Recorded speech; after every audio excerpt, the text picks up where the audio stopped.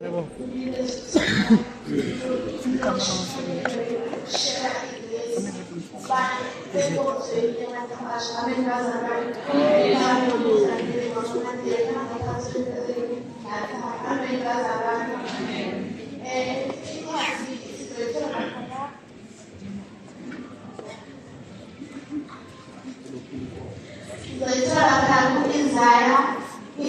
40, verse 30 to 31.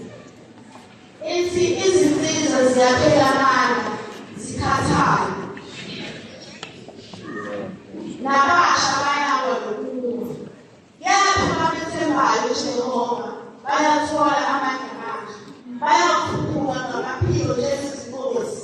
Bagijime bengakhathali. Bahambe bengapheli amandla.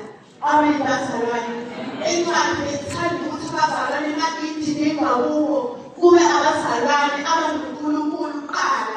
Ngoba ungenayo uNkulunkulu ngeke uzuqonde ukubaluleka kwale ncwadi noma imeseji edilivwa yile ncwadi. Amen bazalwane.